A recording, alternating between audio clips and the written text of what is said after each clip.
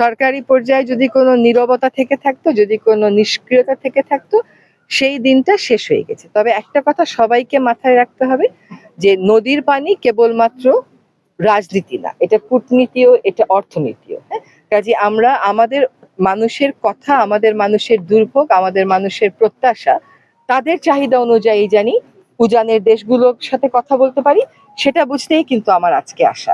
আমি তো পত্রপত্রিকা এগুলো সবই পড়ে ফেলছি, কিন্তু আসলে আমার পানি উন্নয়ন বোর্ড কোথায় কোন কাজটা তাড়াতাড়ি তার শুরু করা উচিত, জনগণের সেখানে মতামতটা কি, এইটা বুঝতেই আমি আজকে এসছি।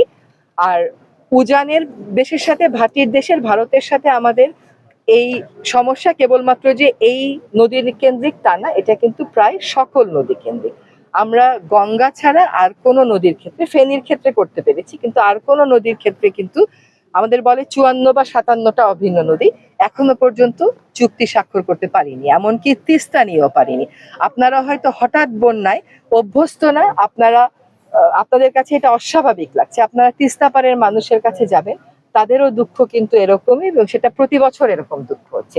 এটা তো প্রতি বছর চলতে পারে না। আমাদের সরকারের সর্বোচ্চ পর্যায় থেকে বলা হয়েছে যে আর কিছু না হোক, অন্তত মানবিক কারণে দুইটা দেশকে এক জায়গায় এসে এই নদীর পানি ব্যবস্থাপনা এবং দুর্যোগ ব্যবস্থাপনার বিষয়ে সিদ্ধান্ত নিতে হবে। আজকে 53 বছর হয়ে গেল আমরা তিস্তা নদীর চুক্তি স্বাক্ষর করতে পারিনি।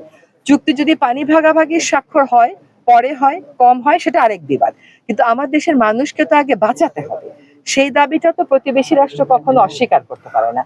সেই জায়গাতে আমরা কোন তথ্যগুলো চাইবো, কিভাবে আলোচনা শুরু করব, আমাদের মোটামুটি একটা রূপরেখা প্রস্তুত করেছি। আপনাদের সাথে আজকে কথা বলে ওটা চূড়ান্ত করবো। আন্তর্জাতিক আইন অনুযায়ী আপনি তখনই অন্য একটা রাষ্ট্রের সাথে দর কষাকষি করতে পারেন যখন সেও ওই আন্তর্জাতিক আইনটা স্বাক্ষর করবে। আমাদের অভিন্ন নদীর পানি ব্যবস্থাপনা নিয়ে আন্তর্জাতিক যে আইনটা আছে, সেই আইনটাতে সার্ক দেশের কোনো রাষ্ট্রই এখনো পর্যন্ত স্বাক্ষর করেনি।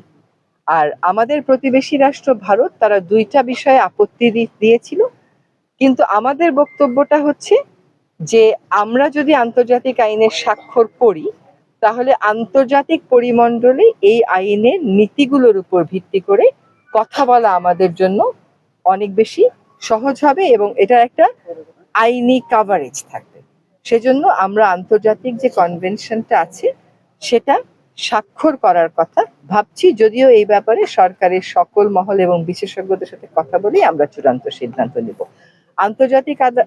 আন্তর্জাতিক অঙ্গনে যখন দুইটা রাষ্ট্র কথা বলবে, তখন দুইজনকেই ওই একই কনভেনশনের পার্টি হতে হয়।